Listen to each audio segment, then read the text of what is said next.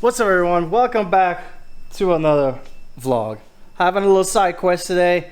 Nothing automotive related directly. Indirectly, we are making some space for something upcoming. I don't know if this will be its own video or if you're doing a separate video. I need to get rid of some of this clutter, and we're going to put it up there.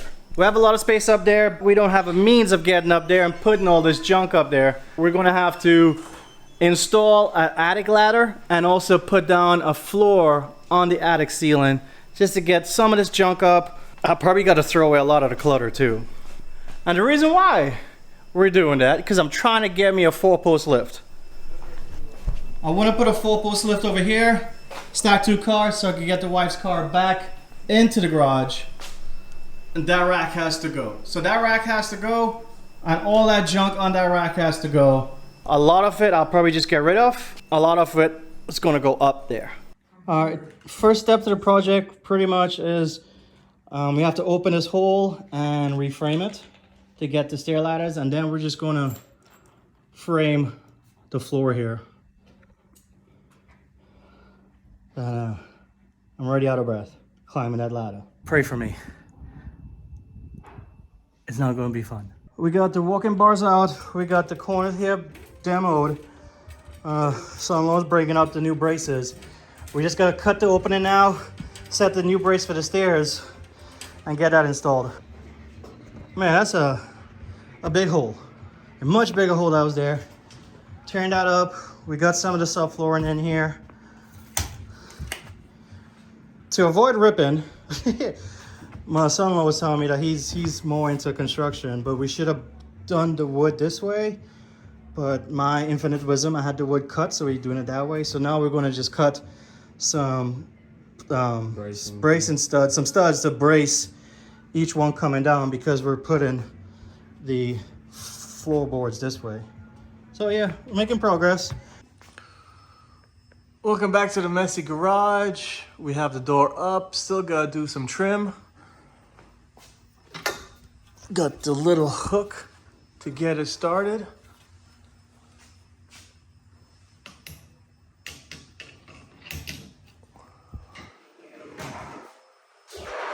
Pull that down there. Yeah. Then we gotta pull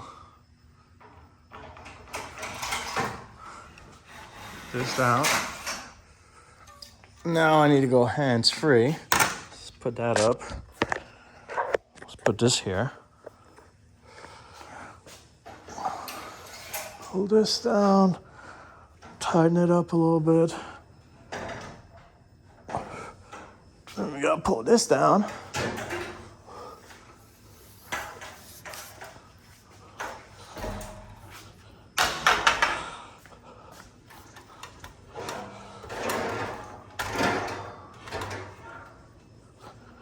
And there's our big, tall ladder.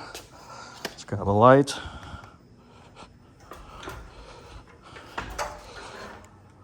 Because how it folds is kind of weird. It has the ladder on one side, and then the ladder goes to the other side. So you gotta switch hands.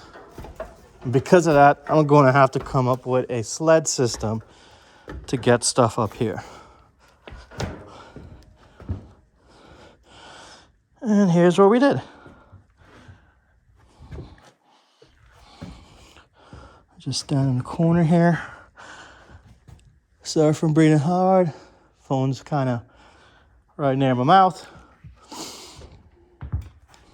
So I'm going to try and make today a sled system that's going to slide up the ladder.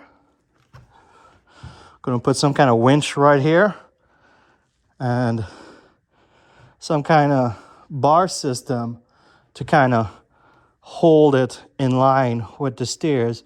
So as a winch here, it goes like that and pulls. We'll have to see. But after some doing, well, I'm trying to catch my breath. Here's what we got. We have a loaded sled. Got some parts loaded up. We gotta go take it up there. Let's see how this works out. First package to go up.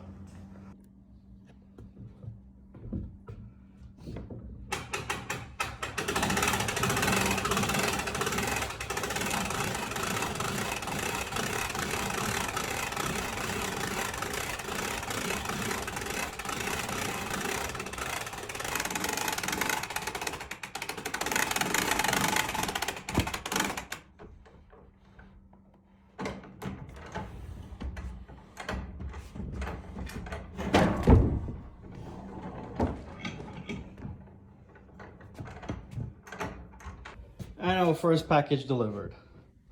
I do need to put some handrails around here because that's a very long drop. First package, hell yeah. Crane worked great. Triangulated this effort. Put this here so the supports won't twist. These two kind of pulling into each other. That's I guess, a point, so can't describe it. My thinking was it will kind of have the strap level, so it'll help keep the cart straight. Opposite forces. It's working out great. I'm still able to turn the winch. Cool. Now, just gotta get a bunch of that crap in the bin and the rest of it up in there. Wish me luck.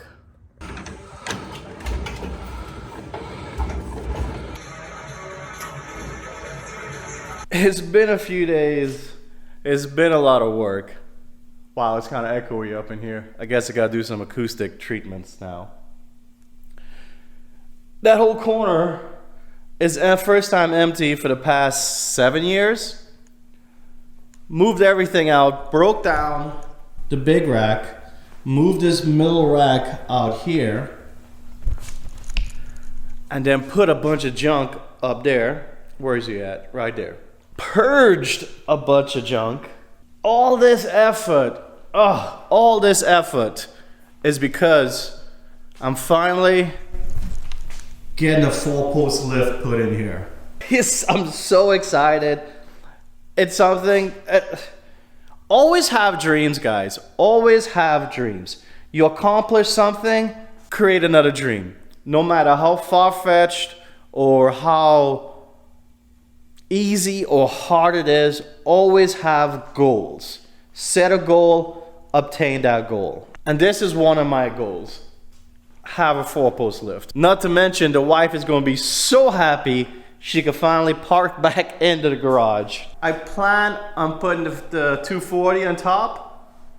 Computer, turn on garage light. Okay. All right. And I'm going to put the G underneath. The reason I'm going to put the G underneath is because when the G is parked in this spot, it's like all the way up to the table. But the 510 is like here. So that way I can actually pass by, walk by, and everything. So the plan is 240 on top, the 4-post, and the G below. There was one other thing that we had to get done in order to do the 4-post lift, and I recorded this months ago. It was probably gonna be its own video, but I decided to hold the footage. You see there's a difference in the garage door systems. This garage door was just like this one, where the bracket system and everything raised up and turned like this. But in order to fit a lift into the garage, I had to get a high lift conversion done. And what a high lift conversion does, the brackets comes up like this normally. I had to get the brackets redone to go all the way to the roof. We also had to get a jack shaft motor because there's no central line anymore. You can see the plugs and everything over there, just like this one going up. So that's all that went away. There's also a Wayne Dalton door and a belt-driven motor. You guys hear how quiet that is? So I had to even put in a jack shaft or a spring shaft or whatever they call it. That also was an ordeal to find someone to do it. Pre-COVID, this conversion was $1,200. When I got this done a few months ago, I was getting quotes. One company charged me wanted to charge $2,200. One company wanted to charge $1,800. I finally got a recommendation from a friend, and a guy came in and knocked it out of the park for $1,500. Sometimes you gotta worry about if it's too cheap, if the quality is good. But this guy, bar none, very professional, awesome people, did a killer job, and it works great. Well, you see, this is gonna be the normal door, how it opens.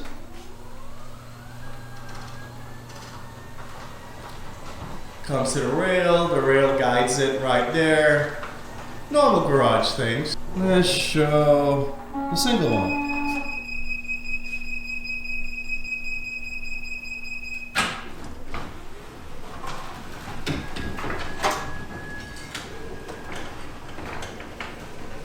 Goes for the rails and goes all the way up.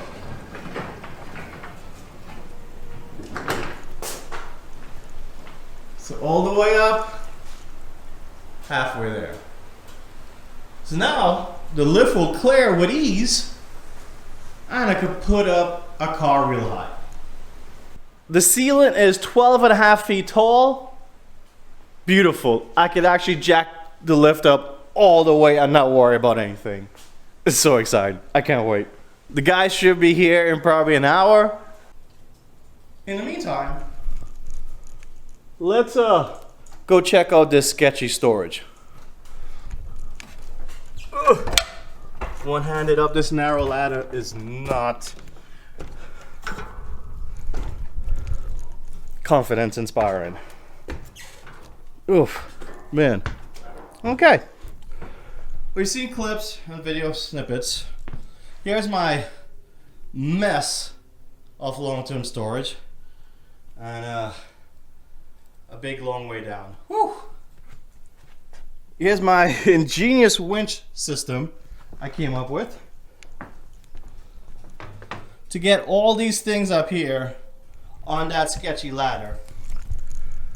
No, I wasn't attempting to do that. No. These bags of coilovers, I think they're like 80 pounds. These coilovers are around 80 pounds. I was able to bring it up the sled, store it up here, no ease.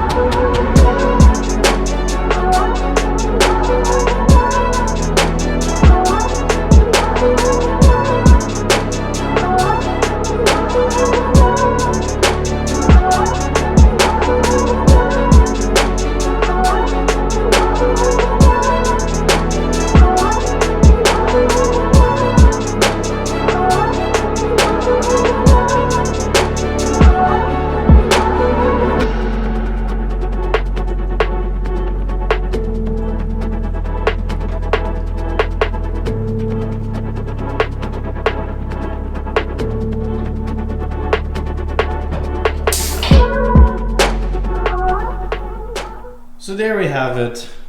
Finally, I don't believe it. It's kind of surreal. But I finally got a lift. New to me. I picked it up from a friend. It's a Benpack 9,000 pound car lift. Runs on 110 volts. It is the extra wide model, which is nice because I won't have the pulls in the way of the door. So they're outside the doors with cars come in unobstructed, pulls on onto the platform. Super happy with this find, man. I've been worrying. Like I told you, I did the high lift months ago. Lift prices are just stupid right now. Pre-COVID, this lift was like $3,500. Now it's like almost $6,000 for this lift brand new. It's crazy. The high lift door was probably a conversion $1,200 before COVID. DM me if you're looking for someone to do a high lift. I highly recommend these guys. I still have some junk to take care of. Been garage keeping my lawnmower. Also have my drift trike that's been sitting forever. I really don't drive it. I need to put a new carburetor on it. And because of that, I just haven't used it at all. I believe I might just sell the trike and get one of those Aero go-karts. Those seem a lot more fun. Just do EV so I could ride around the neighborhood. Whenever my wife says it's just too loud, my neighbors grin. I don't know if they grin because they're grinning like, hey, that looks like fun. Or, hey, this mother are again making noise in the neighborhood. Another thing I picked up from Facebook Marketplace were these Rubbermaid Fast Track. And it's really nice. It got a lot of stuff off the floor. Got the bikes up, got the granddaughter's stuff up, and they have these little attachments that you could just quickly move around and reconfigure how you want it. I got this heavy old Costco cart on 2 of them. And just some junk. It got the bike off the floor. Got the ladder up. Once again, long-term storage is up on top there. But that's it here. It's pretty cool. The other thing I don't know if it's a pro or a con really, but the release mechanism works off of air. Instead of a traditional bar and lever system, these have air pistons, so air actuators, and that's how you lock and unlock the lift. Quick rundown. Hydraulics. Hydraulics are used to lift the car, but eventually hydraulics bleed. So these lifts have these little ladders in here, and that's where the locks come in. So you have to lift the car up, make sure it clears a lock, and then lower it onto the lock. It takes the pressure off the hydraulic system so it won't leak or sag down, and it just physically locks and holds the car in place. Let me go ahead and give you a quick demonstration. So pretty much we have our control panel here. We have our up button, and then we have our relief valve, which releases the hydraulic pressure. Here is the actuator for the locks, the air system. So pretty much we push the car up. Now the car isn't that heavy of a car, but it's still really pumping it up at a decent rate. Some of these other cheaper brands, the pump's really slow. With heavier cars, it will be a lot slower. Now soon we'll get into the range of the locks, and you'll start hearing clickety-clackety.